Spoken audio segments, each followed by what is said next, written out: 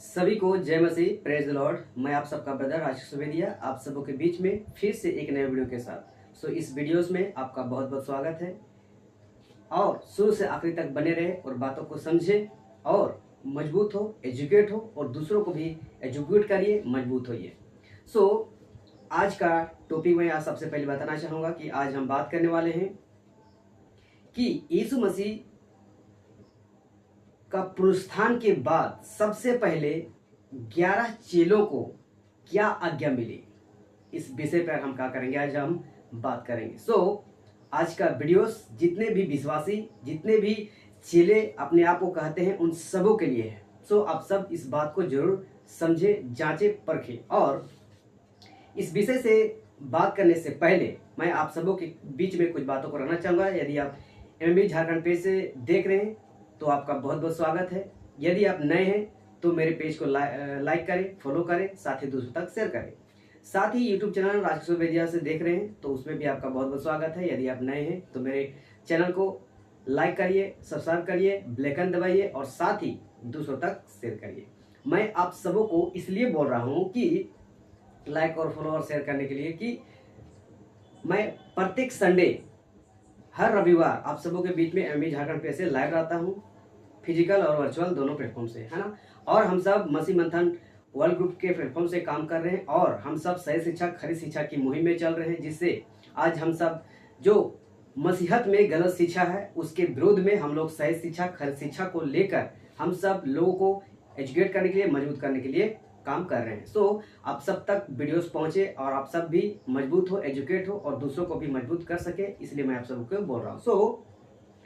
आइए हम लोग आज के विषय की ओर हम लोग बढ़ते हैं और आज हम लोग क्या करेंगे, सीखेंगे कि मृत्यु से पुनरुत्थान के बाद यीशु मसीह अपने 11 चेलों को क्या आज्ञा दी और विश्वासियों को भी क्या आज्ञा मिली है, इस बात को क्या करना है, जानना है। तो देखिए, सबसे पहले हम पढ़ेंगे मरकुस का पुस्तक 16 अध्याय वचन 14 से। तो यहाँ इस प्रकार से लिखता है, फिर से बताना चाहिए, मरकुस का पुस्तक 16 अध्याय वचन 14 से लिखता है, पीछे वह उन 11 को भी जब वे भोजन करने बैठे थे दिखाई दिया और उनके अविश्वास और मन की कठोरता पर उल्हाना दिया, क्योंकि उन्होंने उसके जी उठने के बाद उसे देखा था, इन्होंने उनकी प्रतीति ना की थी। तो यहाँ सबसे पहली बात है कि एक जगह 11 चेले थे, अफकोर्स 12 चेले थे, लेकिन यहूदा इस्करियोती था जो कि यीशु मसीह को पकड़वाया और वो पकड़वा जाने के बाद जब यहूदा इस्करियोती था, उन्होंने क्या किया, आत्महत्या कर लिया। तो उसमें से 11 चेले बचे थे। तो 11 चेला एक जगह इकट्ठे थे उसी क्षण, हाँ, और ये भोजन करने के लिए बैठे थे, हाँ, उसी क्षण यीशु मसीह उसके बीच में प्रकट हो जाते। और ये पुनरुत्थान के बाद है, हाँ, जैसे मरे 3 दिन हुआ, उसके बाद पुनरुत्थान जैसे हुआ यीशु मसीह को, तो उसके बाद का जो घटना है जो कि 11 चेलों को दिखाई दिया। तो जब दिखाई दिया ना, तो उनके लिखता है, उनके अविश्वास और मन की कठोरता पर क्या कर दिया, उल्हाना दिया। क्या किया, उल्हाना दिया। उल्हाना दिया मतलब डांटा। हाँ, सोचिए, देखिए, पुनरुत्थान होने के बाद भी एक चीज को यहाँ देखने के मिल रहा है कि उस समय भी अपने चेलों को क्या किया, डांटता है। हाँ, और इस शब्द से मैं कहना चाहूंगा कि आज की सदी, आज की युग की कलीसिया, पास्टर, प्रचारक, सेवक, विश्वासी, मसीह लोग, अगर वचन से हम डांटते हैं ना, तो क्या बोलते हैं लोग, ये लोग का प्रचार क्या रहता है, एकदम डांट कड़क रहता है। सोचिए, यीशु मसीह पुनरुत्थान हुआ, उसके बाद 11 चेलों को दिखाई दिया और डांटता है।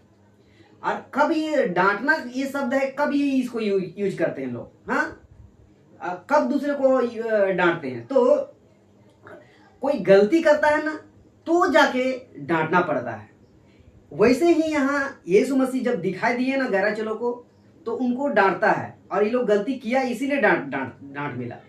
और आज की कलीसिया भी कुछ ऐसे उल्टा सीधा हरकत कर रहे हैं जो कि परमेश्वर के विरुद्ध सख्त गलत है, पाप है, तो जिसकी वजह से हम सबको डांटना पड़ता है। और नहीं डांटोगे, आज की कलीसिया ऑलरेडी बिगड़ चुकी है, यही नहीं डांटने की वजह से।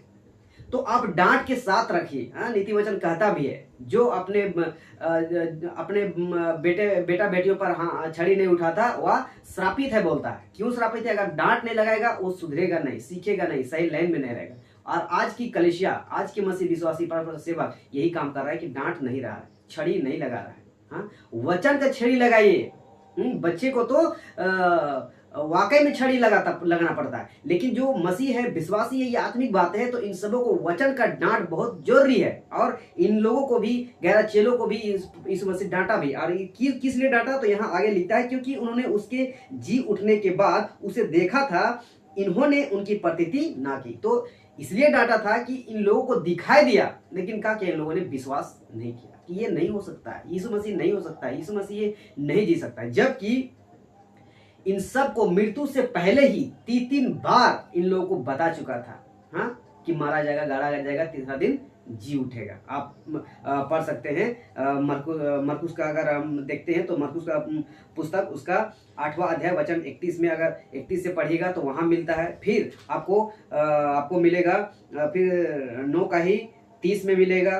फिर आपको मिलेगा मरकुस का ही 10 अध्याय वचन 32 से। और ऐसे ही आपको मती, मरकुस, लूका, ये 3 भाग जो है, ये 3 चैप्टर जो है ना, मती, मरकुस, लूका, ये ना मती, मरकुस, लूका, ये 3 अध्यायों में आपको ये जिक्र मिलेगा। हाँ, और इन लोगों को ऑलरेडी बता चुका था, हाँ, कि बोल चुका था, ये भविष्यवाणी कर चुका था, लेकिन फिर भी इन लोगों का माइंड पता नहीं समझ पाया था इस चीज को। हाँ, उन लोगों को विश्वास नहीं हुआ, प्रतीति नहीं हुआ, जिसकी वजह से यीशु मसीह 11 चेलों को क्या करना किया?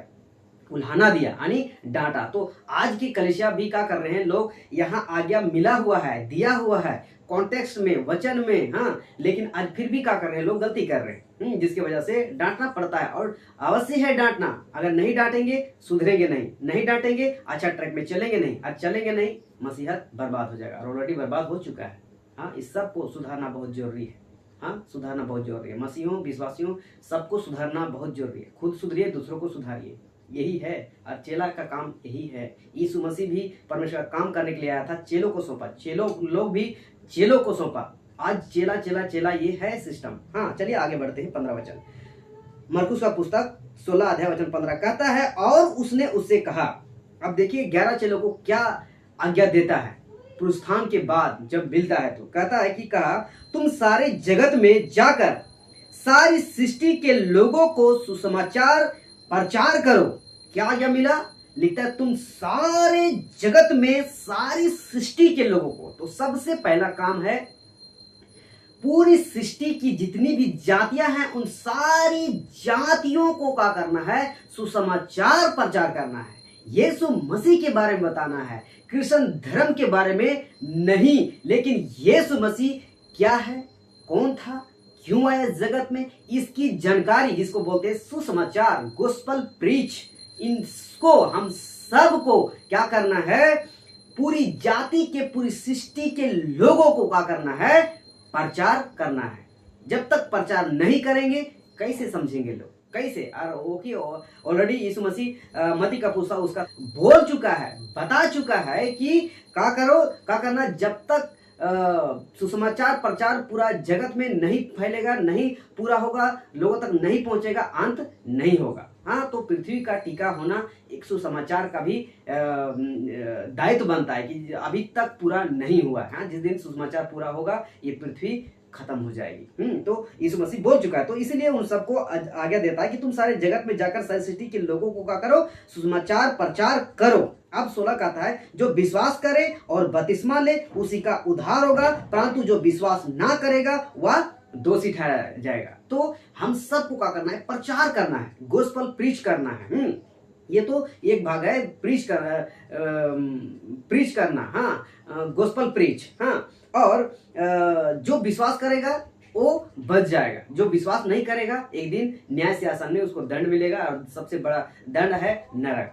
हाँ, तो इस नरक से बचने के लिए मैं इस पृथ्वी के जितने भी अनजाति लोग हैं जो यीशु मसीह पर विश्वास नहीं करते, उन सबको अगर देख रहे इस घड़ी, तो मैं बताना चाहूंगा आपको विश्वास करना है। उसके 33.5 साल के जीवन को समझिए पहले कि यीशु मसीह कौन था, क्यों आया, हाँ, कहाँ से आया, इसको बारे में आपको जानकारी हासिल करना है। ऐसा नहीं कि कोई बोल दिया ऐसा है वैसा है। आज बहुत सारे लोग अनजाति लोग बोलते हैं ऐसा वैसा कनेक्शन देके, लेकिन वैसा कुछ नहीं है। आप यीशु मसीह के 33.5 साल के जीवन जो मत्ती मरकुस लूका यूहन्ना में जो दिया गया है उसको पढ़िए, समझिए कि वाकई में यीशु मसीह कौन है। हाँ? तो लोग विश्वास करेगा और बपतिस्मा लेगा, वो बच जाएगा, यानी उद्धार हो जाएगा। हाँ, लेकिन अगर जो विश्वास नहीं करेगा वो दोषी ठहरेगा। अब 17 वचन देखिए क्या कहता है। चेला को कहा दिया, आज्ञा दिया।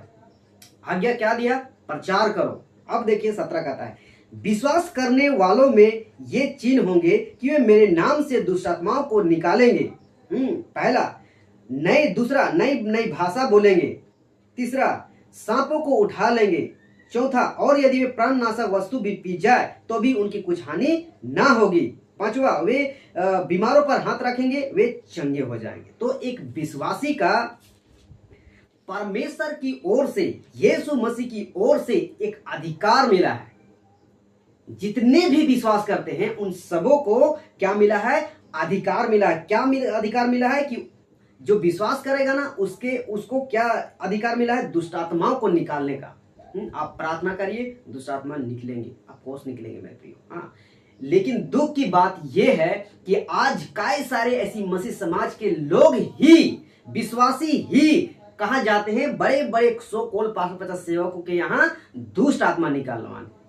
मेरा ये हो गया, मेरा वो हो गया, इतना दिन से। हाँ, अब आगे देखिए, लिखता है दुश्मनों को निकालेंगे और लिखता है नई भाषा बोलेंगे। तो ये है अन्य भाषा, अलग अलग भाषा। जो पेंतुकोस्त का दिन, जब प्रेरितों का अध्याय, दूसरा अध्याय को आप पढ़िएगा तो वहाँ पेंतिकोस्त का दिन था। तो फर्स्ट बार पवित्र आत्मा इस पृथ्वी में आया था। तो वहाँ जितने भी विश्वासी थे, चेले थे, उन सब के बीच में आया था। तो ये लोग क्या किए थे? नई भाषा बोले थे, अन्य भाषा बोले थे, जो समझ सकता वैसी भाषा को। हाँ, लेकिन इसको भी क्या कर दिया? उल्टा कर दिया है, रबा रबा सबा सबा, जो कि इसका कोई मतलब नहीं है, कोई जिक्र नहीं है, इसका कोई भेद ही नहीं है, कोई अर्थ ही नहीं है, कोई बताता भी नहीं है। और इसके यही रबा रबा सबा सबा के नाम पे आज पूरी मसीहत में मजाक चल रहा है। तो इसको पलट दिया, जबकि ये है अलग अलग भाषा बोले वाली, पृथ्वी की भाषा बोले जाने वाली में आप अगर नहीं जानते, लेकिन परमेश्वर का सामर्थ्य होगा, पवित्र आत्मा आपको सहायता करेगा, अगुवाई करेगा, आप अलग अलग भाषा में भी क्या कर सकते हैं? प्रचार कर सकता है। तो ये प्रचार को फैलाने के लिए अन्य भाषा, अलग अलग भाषा दिया गया था, आज जो कि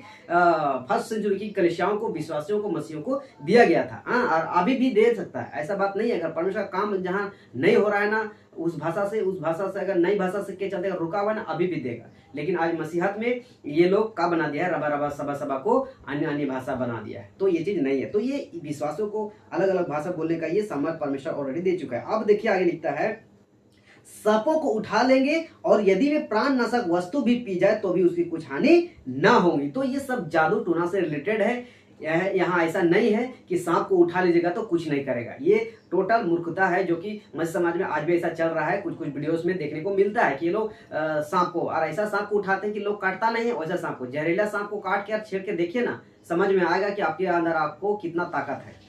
तो ये डायरेक्टली सांप उठाने की बात नहीं कर रहा है, ये सब जादू टोना। अगर सचमुच एक विश्वासी है ना, तो आपको जादू टोना, तंत्र मंत्र, ओझा गुनी, ये सारा चीज आपको हाथ लगा नहीं सकता है, टच तक नहीं कर सकता। ये परमेश्वर का पावरफुल है। ये चीज खुद मैं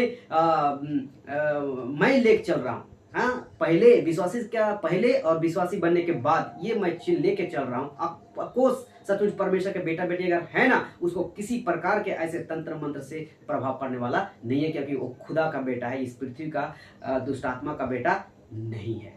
लेकिन इसको भी क्या कर दिया है आज, इसको भी उल्टा कर दिया है। लोग आज मसीह हो के भी, विश्वासी हो के भी तंत्र मंत्र में बिलीव करते हैं, और करते भी हैं। ये टोटल मूर्खता है, जो कि उसके अंदर परमेश्वर है ही नहीं। परमेश्वर उसको कब का छोड़ दिया है, इसीलिए इन सबों ने क्या किया है? हरकत किया है। आगे लिखता है, वे बीमारों पर हाथ रखेंगे, वे चंगे हो जाएंगे। ये लास्ट चीज है कि विश्वासी को देखिए कितना बड़ा सामर्थ्य दिया है परमेश्वर की। लिखता है वे बीमारों पर हाथ रखेंगे और क्या होंगे? वे चंगे होंगे। लेकिन आज बड़ा बड़ा मिनिस्ट्री जो लाखों की भीड़ लगती है, आप वहां जाइएगा तो आपको अधिक से अधिक क्या मिलेगा? मसीही लोग ही मिलेगा, विश्वासी लोग ही मिलेगा जो छुटकारा चंगाई के लिए जाते हैं। कितनी बड़ी मूर्खता है! जो जाता है करवाता है उसको भी वो भी मूर्ख है, और जो कर रहा है बड़ा बड़ा सो कॉल का पास्टर प्रचारक सेवक वो भी मूर्ख है, जो कि ये वचन से बिल्कुल अलग है। जबकि एक विश्वासी को ये सामर्थ ऑलरेडी दे चुका है, लेकिन खुद एक विश्वासी हो कि वो चंगाई सभा में जाता है चंगा होने के लिए, छुटकारा होने के लिए। बाप रे बाप! क्यों? क्योंकि परमेश्वर पर विश्वास उनका उठ गया है और वहां से उठ के शिफ्ट हो गया है बड़े बड़े पास्टर प्रचारक सेवकों में। तो विश्वासियों, मसीहों, इस बात को समझिए आप लोग कि परमेश्वर आपको ये सामर्थ पहले ही दे चुका है। कब दे चुका है? जब आपने विश्वास किया, पूर्ण रीति से बपतिस्मा लिया, उसी समय से आपको ये वरदान, ये सामर्थ दिया है। आपको इधर उधर भागने की जरूरत नहीं। आप सोचिए, अगर आप ही एक मसीह हैं, आप ही एक विश्वासी, और आप ही दूसरे यहां भागते रहिएगा चंगाई छुटकारा के लिए, हाँ, तो फिर आप अनजातियों को कैसे आप बचाओगे? सोचिए, लोग आज ऐसी हालत हो गया है मसीहों में ना, विश्वासों में ना, कि आज मसीह समाज के लोगों को ही बचाना मुश्किल हो गया है।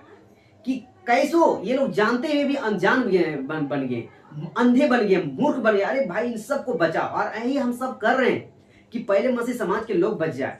हाँ, ये लोग बचेंगे ना तो ढेर सारे लोग हो जाएंगे, अनजातियों को भी बचाने में मदद होगा। लेकिन दुख की बात है, आज मसीहत ही लोग क्या हो गया, संकट में आ गया है कि ये लोग बचेगा कि नहीं बचेगा, मुश्किल है। क्योंकि ऐसे ऐसे लोग मिलते हैं ना कि क्या बताएं, कैसे परमेश्वर के विरुद्ध बातें करते हैं, वचन के विरुद्ध बातें करते हैं। और जब हम लोग वचन से कॉन्टेक्स्ट में बोलते हैं ना, तो हम लोग बोलते हैं कि लोग परमेश्वर के विरुद्ध में, परमेश्वर की निंदा करते हैं। वाह बेटा, आइए न्याय सिंहासन में पता चलेगा कि कौन परमेश्वर की निंदा कर रहा है, कौन पवित्र आत्मा की निंदा कर रहा है, पता चलेगा। अभी वक्त है, आप जीवित है, श्वास चल रहा है। मसीहों, विश्वासियों, पास्टर सेवकों, आप सबों से कहना चाहते हैं, अभी इस बात को समझिए, नहीं तो देर हो जाएगा। श्वास छूटने के बाद और कोई उपाय नहीं है।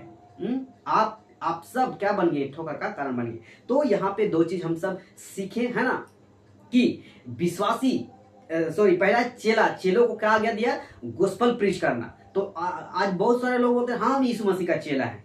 अगर चेला में वो कहे हैं, प्रचार करिए, टीच करिए, ये है। और विश्वासियों का ये सामर्थ ऑलरेडी दिया गया है। क्या दिया गया है कि वो क्या करेगा, वो क्या करेगा, विश्वास करने में चिन्ह होगा। क्या चिन्ह होगा? तो यही सब, हाँ, क्या सब, मेरे नाम से दुष्ट आत्माओं को निकालेंगे। वो निकलवाने नहीं जाएगा, वो खुद निकालेगा दूसरों को। आपके अंदर ऑलरेडी परमेश्वर निकाल दिया, आपका अपना तो निकालना नहीं है। लेकिन अगर आप परमेश्वर को छोड़ दिए तो ऑलरेडी दुष्ट आत्मा आपके अंदर है, तो आपको निकालने की आवश्यकता है। जो कि बार बार ये सब हरकत होती है, अच्छी बात नहीं है। ये बिल्कुल बगल के बाहर है, ये मूर्खता है। आपको इस बात को समझना है। और नई नई भाषा, जादू टोना, है ना, प्राण नाशक, जो कि जहर की बात हो रहा है, जहर की बात भी, हाँ, हम सबको अनजान में अगर खाते हैं ना, तो परमेश्वर बचा सकता है। अगर जानबूझ के इस चीज को करिएगा ना, परमेश्वर नहीं बचाएगा, है ना। देखिए, अनजान में होता है ना, वो गलती होता है, और जानबूझ के होता है ना, वो गलती नहीं होता है। तो परमेश्वर कैसे भी नहीं कर सकता है। और बीमार पर हाथ रखेंगे, चंगे हो जाएंगे। सारी विश्वासियों को समझ मिला है। तो एक चेला बनने का एक उद्देश्य है। हाँ, आप विश्वासी बन गए, चेला बन गए, आपका काम है प्रीच करना, टीच करना, अनजातियों को बचाना। ये है, एक मकसद है परमेश्वर में आने में, परमेश्वर को चुनने में। तो इस बात को समझिए। ये शॉर्ट वीडियोस में आप सब आशा करते हैं बहुत बातें को सीखे होंगे, और कभी डेप्थ में हम बातें करेंगे। सो आज के लिए इतना ही। सबको जय मसीह, praise the Lord, God bless you all. धन्यवाद।